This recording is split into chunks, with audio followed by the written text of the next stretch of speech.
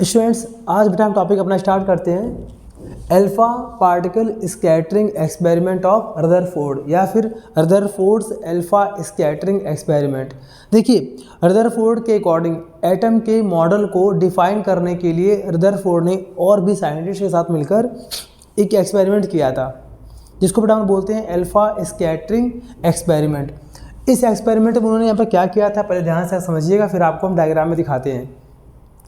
इसमें सबसे पहले एक गोल्ड का थिन फॉइल लिया गया था। जैसे गोल्ड फॉइल का मतलब क्या होता है कि गोल्ड यानी कि सोना, गोल्ड के सबसे पतले फॉइल की थिकनेस अप्रॉक्सीमेट 10⁻⁻6 मीटर होती है। इसका मतलब कि आप उसे बहुत हद तक पतला कर सकते हैं। आप एक बार सोचिए, आप 10⁻6 कितना पतला होगा, 10⁻6 मीटर इतना पतला आप गोल्ड को कर सकते हैं। इसके अलावा और जो दूसरे मैटर हैं वो इतने पतले नहीं हो पाएंगे जिससे कि हम उसके और डीप तक, उसके अंदर तक हम नहीं जा पाएंगे। इसलिए रदरफोर्ड ने गोल्ड के फॉइल को चुना पहली बात, वरना यहाँ पर आपके कॉपर एक्सपेरिमेंट भी होना पॉसिबल था, ठीक है ना। चांदी, हीरा, कुछ और भी लेते हैं मतलब यहाँ पर मेटल, लेकिन यहाँ पर बेटा सिर्फ और सिर्फ गोल्ड लिया गया था। गोल्ड का मतलब क्या था कि इसकी थिकनेस अप्रॉक्सीमेट 10⁻6 मीटर होती है, उसके अकॉर्डिंग यहाँ पर गोल्ड लिया गया, ठीक है। अब देखिए इसमें होता क्या है, इसमें हमें कम से कम 3 से 4 एपरेटस यहाँ पर लगाने पड़ेंगे। सबसे पहले मैंने मान लिया कि हमारे पास यहाँ पर एक गोल्ड फॉइल का एक एटम है, ये हमने मान लिया एक हमारे पास एटम है, ठीक है, गोल्ड फॉइल का ये मान लिया हमने, ठीक, ये मान लिया हमने एटम है गोल्ड का, ध्यान दीजिएगा। और हमने यहाँ पर लगा दिया स्क्रीन, ये स्क्रीन है किसकी, ZnS। बेटा इसका मतलब होता है जिंक सल्फाइड की यहाँ पर स्क्रीन है।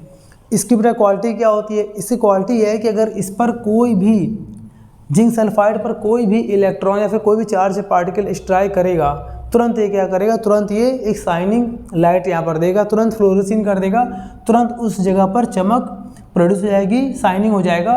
तो ये जो होता है पर्दा, जिंक सल्फाइड का जो होता है स्क्रीन पर्दा होता है, ये आपको सिर्फ ये जानकारी देगा कि हमारे पास कितने इलेक्ट्रॉन्स मूव करते हुए आके कोलाइड कर रहे हैं, टक्कर कर रहे हैं, इसलिए यहाँ पर लगाते हैं, ठीक है।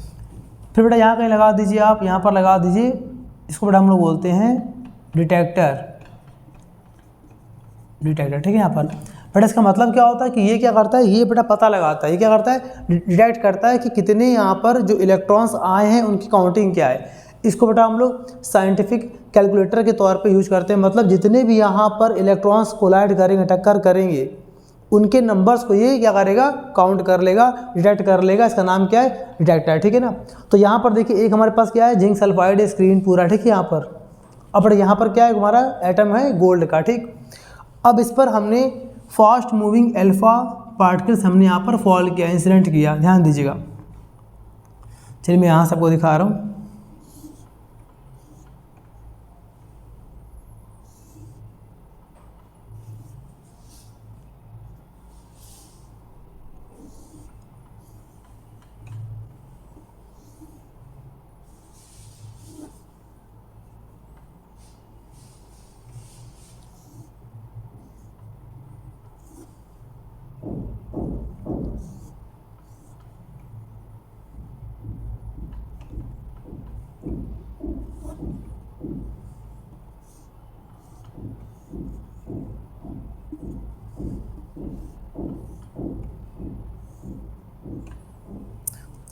बेटा देखिए यहाँ पे डायग्राम पे ध्यान दीजिएगा जरा।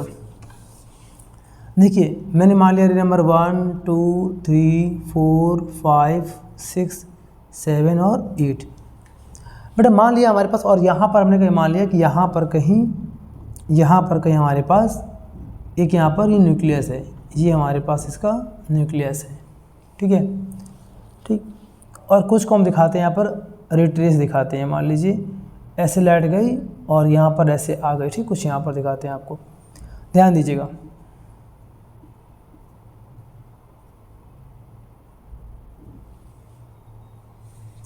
अब देखिए बेटा, ये हमारे पास गोल्ड का एटम था, हमने यहाँ पर एक अल्फा रेज को हमने यहाँ पर स्कैटर किया, ठीक है। अल्फा रेज को हमने यहाँ पर स्कैटर किया, फॉल किया, ठीक है, बहुत स्पीड से, फास्ट मूविंग। मैं पर लिख भी दे रहा हूँ, फास्ट मूविंग। तो देखिए रदरफोर्ड ने क्या देखा, रदरफोर्ड ने देखा कि हमारे पास जो गोल्ड का एटम था तो उसमें कुछ रेज ऐसे हैं, जैसे कि रे नंबर 1, रे नंबर 3 1 हो गया, 3 हो गया, और रे नंबर 7, रे नंबर 8।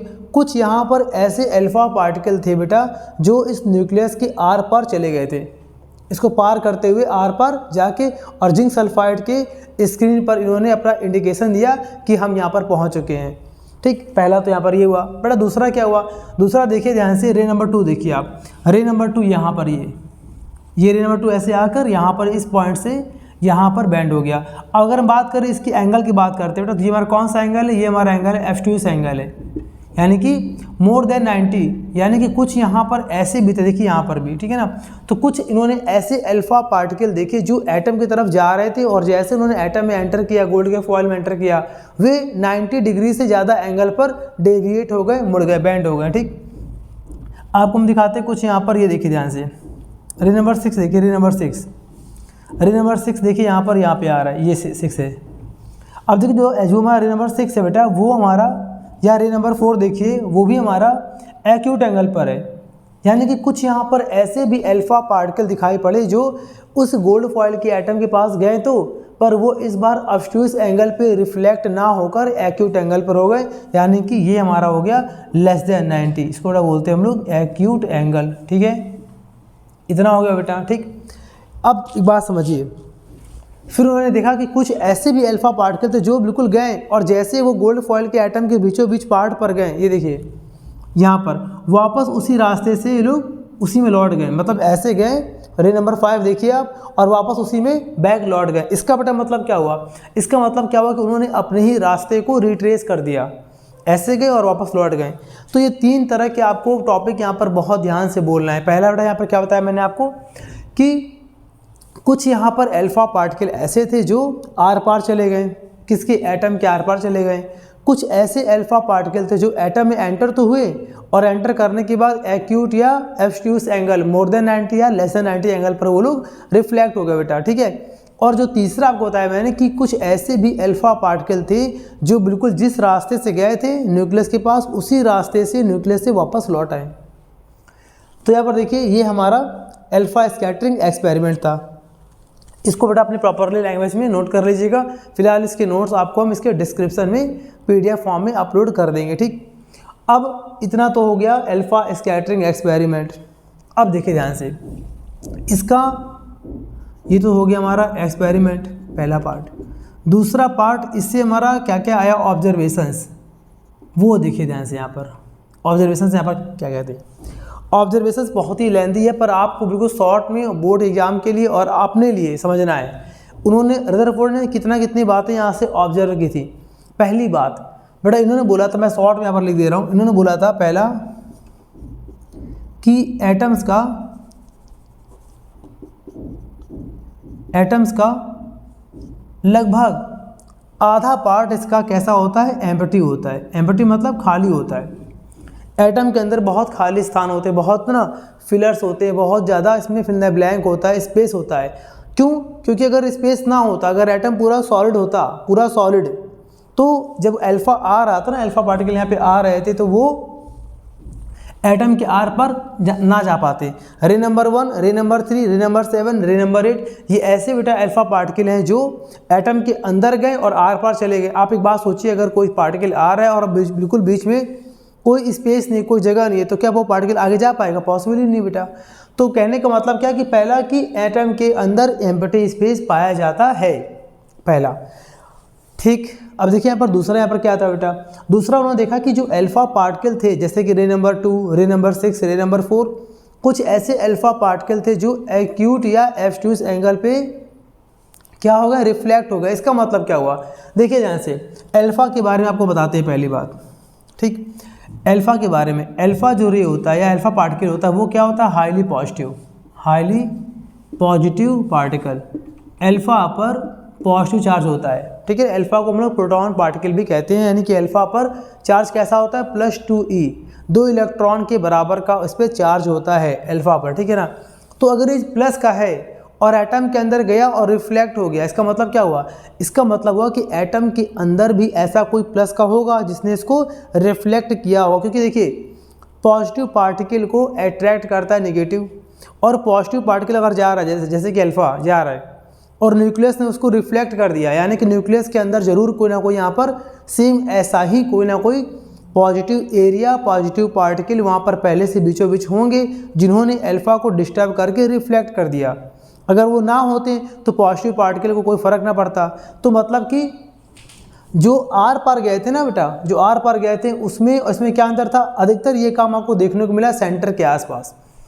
उस एटम के सेंटर के आसपास अल्फा आया और वो वापस लौट गया 90 डिग्री के एंगल पर, 90 डिग्री से कम ज़्यादा एंगल पर। इसका मतलब कि उसके एटम के बीचों बीच कुछ तो ऐसा पार्ट है, कहीं ना कहीं एटम के अंदर ऐसा पार्ट भी है जहाँ पर पॉजिटिव चार्ज की फीलिंग होती है, ठीक है ना।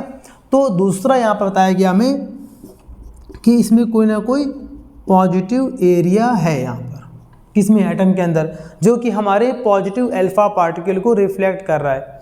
अब देखिए यहाँ पर तीसरा बेटा पॉइंट क्या था, तीसरा पॉइंट था कि कुछ यहाँ पर ऐसे भी अल्फा पार्टिकल थे जो बीचों बीच गए और रिट्रेस हो गए, मतलब अपने ही रास्ते से बिल्कुल उसी में 180 एंगल, मान लिया हमने यहाँ पर, ये एंगल कितना पूरा 180, जिस रास्ते से गए थे उसी रास्ते से वो लोग वापस लौट गए। इसका बेटा मतलब क्या होता है, इसका मतलब कि और ऐसा देखने को कहाँ मिला, जैसे वो अल्फा पार्टिकल एटम के सेंटर पर गए थे, बीचों बीच सेंटर पर गए थे, तो जिस रास्ते से वो गए उसी रास्ते से वो वापस लौट गए। इसका मतलब कि जो पॉजिटिव पार्ट है, जो पॉजिटिव एरिया है वो सेंटर पे है। क्यों सेंटर पर, क्यों, क्योंकि अगर सेंटर पे ना होता तो जो रिट्रेस वाला काम हुआ है, जिस रास्ते से गए उसी रास्ते से वापस लौट गए, तो ये रिट्रेस वाला काम सेंटर पर हुआ, मतलब किसी ने बहुत ही ज़्यादा हाईली पावर से, बहुत हाई पावर से उसको वापस बाउंस बैक कर दिया है। तो यानी कि सेंटर पर ऐसा ज़रूर कोई पॉजिटिव एरिया है जो कि एटम के अंदर प्रेजेंट है और जो अल्फा को 180 डिग्री पर रिट्रेस कर रहा है। तो बेटा उसको यहाँ पर मान लिया गया था न्यूक्लियस, इसको बेटा पर मान लिया गया था न्यूक्लियस। तो ये बेटा हमारे थे ऑब्जर्वेशंस थे, ठीक है। यहाँ पर कुछ बेटा इनके ड्रॉबैक्स भी थे, ठीक। उसके अलावा हमें यहाँ पर ये पढ़ना है कि चलिए दोनों अगर हो गए हमारे एक्सपेरिमेंट और यहाँ पर हो गया हमारा ऑब्जर्वेशन, तो यहाँ पर ये पढ़ना है कि कोई भी अल्फा पार्टिकल एटम के न्यूक्लियस के कितने पास तक जा सकता है, इसको बोलते हैं क्लोजेट अप्रोच, ठीक है ना। और यहाँ से उन्होंने गैस किया था कि एटम की रेडियस क्या हो सकती है, न्यूक्लियस की रेडियस क्या हो सकती है, ठीक है। तो चलिए बेटा यहाँ तक कॉपी करिए, आपको बताते हैं इसके वास्ते इसकी प्रूविंग।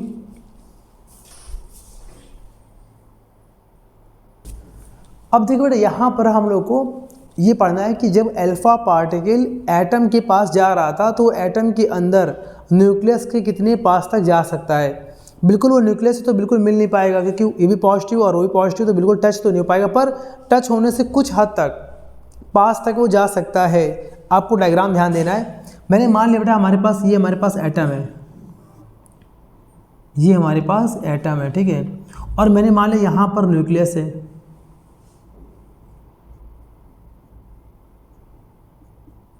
प्लस प्लस, ठीक है बेटा। ये एटम और ये हमारे पास क्या है, न्यूक्लियस है।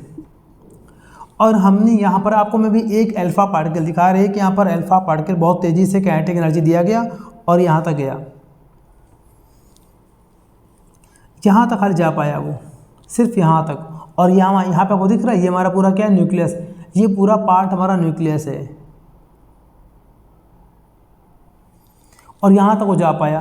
तो यहाँ पर अगर अल्फा पार्टिकल यहाँ पर है, अल्फा पार्टिकल अगर यहाँ पर है, ठीक है ना, और ये फास्ट मूविंग है, ये फास्ट मूविंग अल्फा पार्टिकल यहाँ पर हमारे पास है, ऐसे जा रहा है। तो मैंने मान लिया कि ये जो पहुंचा है ना, मान लीजिए यहाँ पर ये न्यूक्लियस है, ये न्यूक्लियस है, तो न्यूक्लियस से मान लिया वो यहाँ तक आ पाया है। तो यहाँ से यहाँ तक की जो डिस्टेंस है, ध्यान दीजिएगा, इसको आप जूम करके देख लीजिएगा स्क्रीन पर।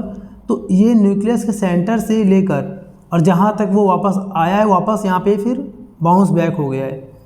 तो यहाँ से यहाँ तक की जो डिस्टेंस है वो कितनी मान ली मैंने, r0। आपको अगर नहीं दिख रहा है तो इसको आप जूम करिएगा। न्यूक्लियस से और जिस पॉइंट मान लिया ये O से चला और A पर आया, तो और इसका सेंटर मान लिया मैंने C है, मान लिया सेंटर यहाँ पर क्या है, C है, तो यहाँ पर A हो जाएगा और यहाँ पर C हो जाएगा, C फॉर सेंटर। तो A और C के जो बीच की गैपिंग वगैरह कितनी है, r0 है। वो बेटा यहाँ पर कितनी है, R0 है, ठीक है ना। तो हम बेटा यहाँ पर ये मालूम करें कि ये कितने पास तक पहुँच चुका है, किसके, ये कितने पास तक पहुँच चुका है न्यूक्लियस के। R0 की बेटा वैल्यू हम लोग यहाँ पर फाइंड करेंगे। ये पर डायग्राम है, ठीक है। अल्फा का चार्ज क्या होता है बेटा, +2e, और न्यूक्लियस की बात करें और चार्ज क्या है इसके पास, +Ze। आपको बताया था मैंने किसी भी एटम के न्यूक्लियस पर चार्ज क्या होता है, उसके एटॉमिक नंबर यानी कि Z में आप E से मल्टीप्लाई कर दो। और बेटा गोल्ड के लिए क्या होता है, फॉर गोल्ड के लिए Z की वैल्यू कितनी होती है, 79। यानी कि अगर हम बात करें गोल्ड के चार्ज की बात करें तो वहाँ पर क्या आएगा, +79e। ये बेटा पूरा हमारा डायग्राम यहाँ पर बन चुका है, ठीक है। अब बेटा एक बात सुनिए ध्यान से, जब बेटा यहाँ पर ये बहुत ही मूव करते करते यहाँ तक जाएगा, ये O से A तक जाएगा, तो शुरुआत में अल्फा पार्टिकल के पास कौन सी एनर्जी होगी, तो आपका आंसर होगा सर इसके पास शुरुआत में काइनेटिक एनर्जी होगी, क्योंकि काइनेटिक एनर्जी देंगे तो ये बहुत तेज़ी से मूव करेगा। तो ऐसे बोलेंगे यहाँ पर, now it's kinetic energy is completely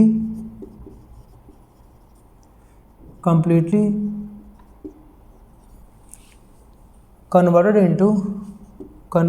into potential energy. बड़ा ये क्या है, ये क्या बता रहे हैं आपको भी, क्या है ये लैंड बहुत ही मेन है। देखिए शुरुआत में ऊपर इसके पास क्या थी बेटा, इसके पास काइनेटिक एनर्जी मान लिया हमने E के थी, क्या थी इसके पास, काइनेटिक एनर्जी E के थी। जैसे जैसे एटम के पास जाएगा और न्यूक्लियस के पास जाएगा, तो न्यूक्लियस ऑलरेडी कैसा है, हाईली पॉजिटिव है, ये बहुत पॉजिटिव है, और अल्फा पार्टिकल भी बेटा कैसा है, पॉजिटिव है, और ये भी क्या पॉजिटिव है। तो जैसे इसके पास से जाना स्टार्ट करेगा तो ये क्या करेगा, इसको रिपेल करेगा कि मेरे पास मत आइए, मैं खुद प्लस हूँ आप भी प्लस है तो मेरे पास मत आइए, आप रिपल्सन करेगा। और जब इसको रिपल्सन करेगा तब भी बहुत बेटा स्पीड से है, बहुत मूव कर रहा है, बहुत हाईली काइनेटिक एनर्जी से आगे बढ़ रहा है। इस कारण से ये लगभग R0 डिस्टेंस तक पहुंच जाएगा। मतलब अगर इसको हम अलग से आपको डायग्राम दिखाएं बेटा, तो डायग्राम ये होगा कि ये है A, ये है C, ये है R0, ठीक है। A पर आ गया ना ये अल्फा पार्टिकल, यानी यहाँ पर कितना आ गया, +2e आ गया, और C पर क्या +Ze है। इसको बेटा मान लिया मैंने Q1, इसे कितना मान लिया बेटा हमने, Q2। ध्यान दीजिएगा, तो दो यहाँ पर चार्ज है Q1 Q2, और दोनों के बीच की यहाँ पर गैपिंग क्या है, R0 है। तो इस अकॉर्डिंग बेटा अगर हम बात आपसे करें, तो इस अकॉर्डिंग अगर हम बेटा बात करते हैं आपसे, तो यहाँ पर जो भी पोटेंशियल एनर्जी आएगी, ठीक है, यहाँ पर जो भी यहाँ पर दो चार्जेस के बीच की अगर यहाँ पर बात करें पोटेंशियल एनर्जी की, तो उसकी बेटा वैल्यू यहाँ पर क्या होती है, U = 1/4πε0 इंटू Q1 Q2/R, ये फॉर्मूला होता है। तो जैसे ही अल्फा पार्टिकल मूव करते करते O से A पर आ जाएगा, तो A पर यानी यहाँ पर आ गया ये, तो A पर आ जाएगा, तो अभी इसके पास कौन सी एनर्जी थी, काइनेटिक एनर्जी थी, और वो A पर आके कन्वर्ट किस में हो गई, पोटेंशियल एनर्जी में, यानी कि यहाँ पर पोटेंशियल एनर्जी पर ये कन्वर्ट हो गया। तो यहाँ पर दिखा देंगे it's kinetic energy is completely converted into potential energy. तो देयरफॉर यहाँ दिखा देंगे क्या, E के इक्वल टू क्या हो जाएगा, U। E के का मतलब काइनेटिक एनर्जी और U का मतलब पोटेंशियल एनर्जी। सॉल्व कर लेंगे तो यहाँ पे आएगा E के = बेटा यहाँ पर U क्या है, potential energy between two charges. तो देखिए यहाँ पर Q1 कितना है, 2e है, Q2 यहाँ पर कितना है, Ze है। लगा देंगे फॉर्मूला सेम, ये फॉर्मूला यहाँ पर कितना आएगा, 1/4πε0 इंटू Q1 Q2 अपॉन कितना आ गया, R0। क्योंकि यहाँ पर R0 यहाँ पर क्यों आया बेटा, क्योंकि R की यहाँ पर वैल्यू क्या, R0 है, और Q1 का यहाँ पर मतलब कितना है, 2e है, इंटू, और Q2 का बेटा मतलब यहाँ पर क्या है, Ze है, इंटू Ze। तो यहाँ से अगर हम निकालेंगे R0 को, तो R0 और E को इंटरचेंज कर लेंगे, E को प्लेस कर देंगे R0 की जगह पर, R0 को अला देंगे यहाँ पर ऊपर in the place of E। यहाँ पर आ जाएगा हमारे पास 2Ze² अपॉन 4πε0 इंटू E। बेटा ये पूरा बन गया फॉर्मूला। बट यहाँ पर सारे कॉन्स्टेंट हमें बताएं, सारे के सारे कॉन्स्टेंट हमें बताएं। अल्फा की काइनेटिक एनर्जी आपको प्रैक्टिकल में काउंट करके बता दी जाएगी। तो आपको यहाँ पर E के पता है, आपको इस पूरे की वैल्यू, कॉन्स्टेंट वैल्यू पता है पूरी, 9×9 होती है। जेड की बेटा वैल्यू पता है, E की वैल्यू पता है, ठीक है ना। तो अगर ये सारी वैल्यू अगर पुट कर दें, देखो यहाँ पर कर दे रहे हैं हम, ठीक है ना। Now on solving this equation we get सारे बेटा वैल्यू को 1/4 पाई एप्सिलॉन नॉट की बेटा वैल्यू आपको पता है कितनी होती है, 9 10 की पावर 9, ठीक है ना। और स्मॉल ई की वैल्यू पता है, जेड की बेटा वैल्यू पता है 79। आपको ई के यहाँ पर दे के आएगा मेगा इलेक्ट्रॉन वोल्ट में, जूल में, जिसमें भी आपको प्रैक्टिकल में दे के आएगा। सारी वैल्यू को पुट कर लेंगे यहाँ पे हम लोग, तो यहाँ पर जो सॉल्व करने पे हमारा आंसर आएगा बेटा वो आएगा R naught is equal to approximate 10 की पावर -14 मीटर। तो ये आ जाता है लगभग अप्रॉक्सीमेट, ठीक है ना। आपको ये वैल्यू पुट करके सॉल्व बिल्कुल नहीं करना है, आपको बस ये लिखना है कि सारे क्या है कांस्टेंट है, आपको ऐसे करना है। Now on solving this equation we get this, मतलब कि अल्फा पार्टिकल न्यूक्लियस कितने पास तक पहुंच सकता है, कितना, 10 की पावर -14। तो बेटा ऐसा गैस किया गया था, देयरफॉर इस ऐसा गैस किया गया था कि इसका मतलब कि जो न्यूक्लियस की जो रेडियस है, इसको मान लिया गया लगभग रेडियस। देखिए अगर मैंने मान लिया कि ये मान लिया हमारे पास, ये मान लिया हमारे पास न्यूक्लियस है और ये कितना आर है, और मान लिया कि हमें आर है, ठीक है यहाँ पर, और यहाँ तक मान लीजिए कोई पार्टिकल यहाँ तक आ रहा है, तो ये डिस्टेंस और ये डिस्टेंस लगभग दोनों क्या है बराबर है ना, दोनों यहाँ पर लगभग क्या है बराबर है, -15 और -14। तो ये मान लिया गया था कि जो इसकी जो रेडियस है बेटा वही लगभग आर नॉट है, जो आर नॉट हमने यहाँ पर फाइंड कर लिया क्योंकि आर नॉट ए पर है। तो ए और जो आपको दिखा सर्कल दिखा डॉट वाला, जूम करके देखिएगा, दोनों बेटा डिस्टेंस लगभग बराबर है यहाँ पर। तो आर नॉट को ही मान लिया गया था कि this is the approximate radius of nucleus. तो यहाँ पर कर देंगे हम लोग देयरफॉर। अच्छा बेटा यहाँ पर जो लिखा ना, यहाँ पर कैलकुलेशन ऑफ क्लोजर अप्रोच, बेटा इसी को हम लोग बोलते हैं क्या, आर नॉट, मतलब कहाँ तक वो पहुँच सकता है, कितने क्लोज में वो पहुँच सकता है। Therefore the approximate therefore the approximate radius of nucleus is about 10 की पावर -14 मीटर, ठीक है।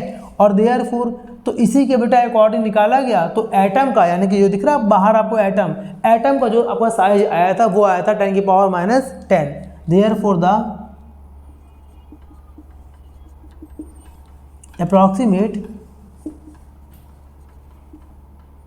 radius of the size of atom is about 10 की पावर -10 मीटर, ठीक है बेटा। इतना पूरा यहाँ पर आ गया था। आप कह सकते हैं कि जो एटम की रेडियस है वो 1000 टाइम्स ज़्यादा है किससे न्यूक्लियस से, ठीक है ना यहाँ पर। तो अगर इसका रेशियो भी निकालेंगे लगभग हमारा वही आ जाएगा, ठीक है, 10 की पावर -10 -11 अप्रॉक्सीमेट। तो ये आपको बेटा पूरा यहाँ पर सॉल्व करके आपको दिखाना है, इसको बोलते हैं कि कोई भी अल्फा पार्टिकल कितने पास तक पहुँच सकता है। इसको जल्दी से कॉपी करिए, फिर बेटा आपको बताते हैं हम ड्रॉबैक के बारे में। अब देखिए बेटा, जब हम लोगों ने पूरा रदरफोर्ड का एक्सपेरिमेंट पढ़ लिया तो बेटा यहाँ पर एक चीज़ पूछने को आती है कि क्या रदरफोर्ड के कुछ ड्रॉबैक थे। तो आज बेटा यहाँ पर हम उससे भी यहाँ पर क्लियर करते हैं, shortcomings of Rutherford model या फिर ड्रॉबैक्स ऑफ रदरफोर्ड मॉडल। मतलब कि रदरफोर्ड ने जो भी एक्सपेरिमेंट करके ऑब्जर्वेशन फाइंड किया था उसके कितने कितने ड्रॉबैक्स हैं और कैसे गए, मतलब क्यों ड्रॉबैक्स उनके फाइंड हुए। चलिए बेटा एक्सप्लेन करते हैं। पहला बड़ा पॉइंट है यहाँ पर, पहला यहाँ पर सवाल खड़ा होता है stability of atom. Stability of atom, ध्यान दीजिएगा, स्टेबिलिटी ऑफ एटम का मतलब क्या है। देखिए रदरफोर्ड ने क्या कहा था, रदरफोर्ड ने कहा था कि कोई भी, मतलब कि रदरफोर्ड ने कहा था कि कोई भी इलेक्ट्रॉन जब न्यूक्लियस के चारों तरफ घूमता है, न्यूक्लियस के अराउंड कोई भी अगर इलेक्ट्रॉन घूमता है तो उस पर सेंट्रीपिटल फोर्स अप्लाई होता है और वो लगातार घूमता रहता है, ठीक है ना।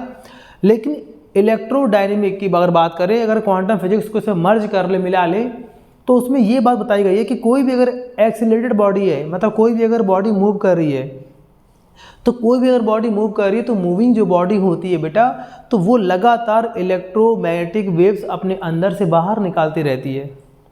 इसका मतलब क्या हुआ, इसका मतलब हुआ कि अगर हम रदरफोर्ड के मॉडल की बात करें तो उनके अकॉर्डिंग लगातार इलेक्ट्रॉन रिवॉल्व करता रहेगा, तो लगातार क्या करेगा, वो लगातार अपने अंदर से वो इलेक्ट्रोमैग्नेटिक वेव्स बाहर निकालेगा।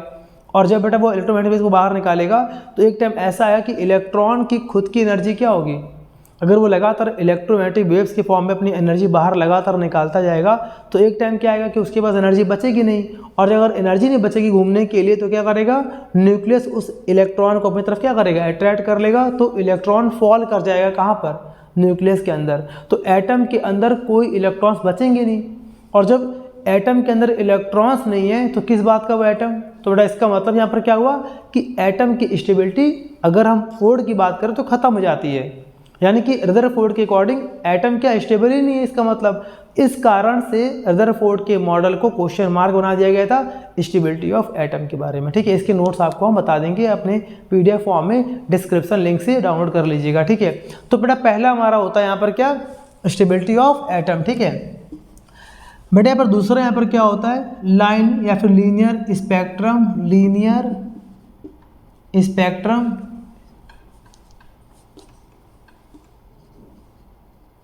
एक्सप्लेनेशन। फिर समझिए यहाँ पर ये क्या होता है।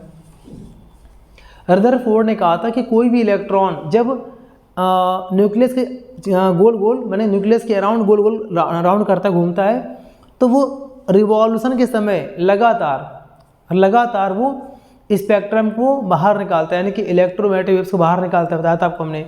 लेकिन अगर वो न्यूक्लियस के चारों तरफ, न्यूक्लियस के अराउंड अगर हर एक पॉसिबल ऑर्बिट्स में रिवॉल्व करेगा, अगर हम सिंपल सी भाषा में बोले तो फोर्ड ने कहा था कि न्यूक्लियस के चारों तरफ सर्कुलर पाथ में कहीं पर भी इलेक्ट्रॉन घूमेगा, तो अगर कहीं पर भी अगर इलेक्ट्रॉन घूमेगा तो आप सोचिए कि हर एक ऑर्बिट के अकॉर्डिंग रेडिएशन बाहर निकलेगी, ठीक है, इलेक्ट्रोमैग्नेटिक वेव्स बाहर निकलेगा, चाहे वो छोटा रेडियस का होगा, बड़ा रेडियस का, न्यूक्लियस के बहुत पास, न्यूक्लियस के बहुत दूर, न्यूक्लियस का थोड़ा सा दूर। तो अगर हर एक टाइप के अगर इलेक्ट्रोमैग्नेटिक वेव्स बाहर निकलेंगे, क्योंकि इलेक्ट्रॉन को कोई फिक्स नहीं है ऑर्बिट, कहीं पर घूमेगा गोल गोल, तो इसका मतलब कि जो स्पेक्ट्रम पैटर्न, जो कलर आपका बन रहा है, स्पेक्ट्रम पैटर्न बन रहा है किसका, इलेक्ट्रोमैग्नेटिक वेव्स का, एनर्जी का, तो वो कंटिन्यूअस होना चाहिए।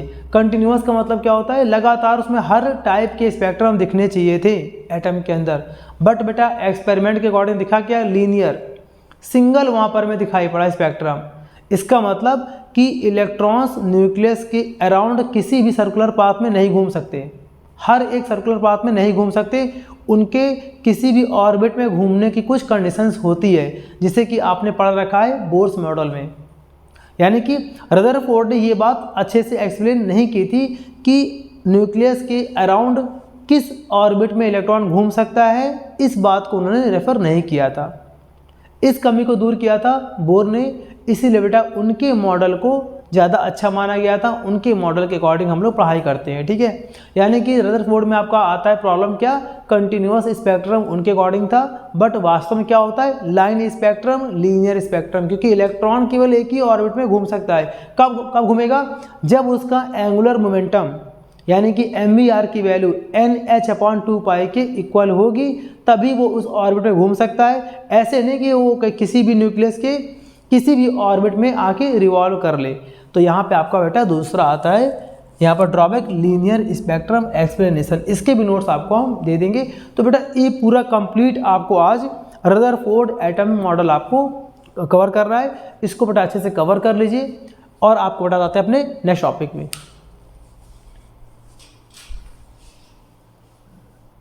अब देखिए बेटा चैप्टर एटम से हमेशा ये क्वेश्चन पूछा जाता है कि आयनाइजेशन एनर्जी क्या होती है, ठीक है ना, या फिर आयनाइजेशन पोटेंशियल क्या होता है। ध्यान दीजिएगा, मैं पहले यहाँ पर लिख रहा हूँ, पहले ध्यान से समझिएगा आप।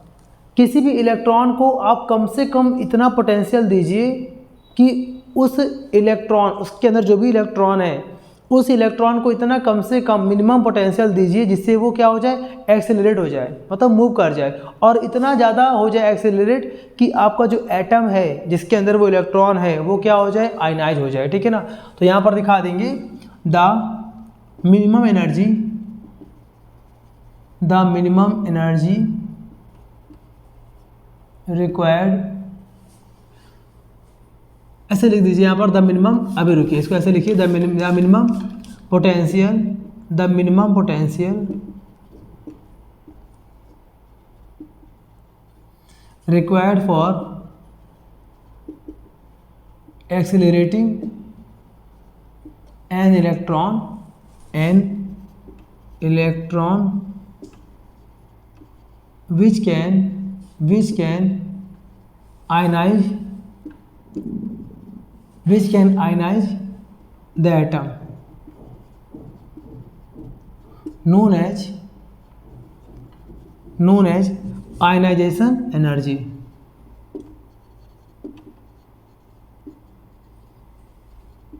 या फिर पोटेंशियल। मतलब किसी भी एटम को अगर आयनाइज करना है तो आप उस एटम के इलेक्ट्रॉन को इतना ज़्यादा पोटेंशियल दीजिए धीरे धीरे करके, मतलब मिनिमम फॉर्म में कम से कम इतना दीजिए कि वो एक्सेलरेट होकर एटम को आयनाइज कर दे। तो बेटा उसको यहाँ पर हम बोलते हैं क्या, आयनाइजेशन एनर्जी या आयनाइजेशन पोटेंशियल बोलते हैं। ठीक है, ये अलग से आपको डिफाइन करने को आता है, सिंगल मार्क्स में आता है, आपको ये एक्सप्लेन करना पड़ेगा। ठीक है, अब देखो बेटा यहाँ पर हमारा आता टॉपिक फर्स्ट एक्साइटेशन पोटेंशियल क्या होता है। ये बेटा क्वेश्चन आपका हाल ही में 2022 में पूछा गया क्वेश्चन है। ये बहुत ही इंपॉर्टेंट क्वेश्चन है, बहुत ध्यान से समझना है आपको ये होता क्या है। देखिए पहले मैं आपको बताता हूँ, जब भी कोई इलेक्ट्रॉन फर्स्ट एक्साइटेड स्टेट से वापस लौटता है कहाँ पे, अपने ग्राउंड लेवल पे आता है, यानी अपने इनिशियल एनर्जी लेवल पे आता है, तो जो भी वो एनर्जी बाहर रिलीज करता है बेटा उसको बोलते हैं फर्स्ट एक्साइटेशन पोटेंशियल। मतलब when an electron drops down from the first excited state to the ground level, then the energy released by this electron is known as first excitation potential या फिर first excitation potential energy। बात एक ही है बेटा। ठीक है, यहाँ पर ना, चलिए तो देखिए मैं यहाँ पर आपको दिखा रहा हूँ होता क्या है। मैं लिख रहा हूँ when the electron या when an electron drops down from first excited state to the ground level या ground state, the energy released by this electron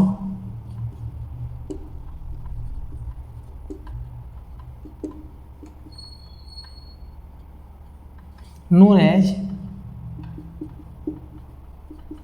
first excitation potential। Done, ठीक है ना बेटा। तो ये पूरा आपको ध्यान रखना है। ठीक है, ये बहुत बेसिक से डिफाइंस होते हैं जो आपसे पूछे जाते हैं। एक और बात, अगर आपसे मान लिया आपको पूछा जाए कि हाइड्रोजन एटम के लिए आयनाइजेशन एनर्जी की वैल्यू क्या होती है, आपको मालूम होना चाहिए +13.6 इलेक्ट्रॉन वोल्ट। तो ऐसे बेटा यहाँ पर कुछ बेसिक क्वेश्चन है जो आपके एग्जाम में पूछे जाते हैं। ठीक है, कॉपी करिए जल्दी से।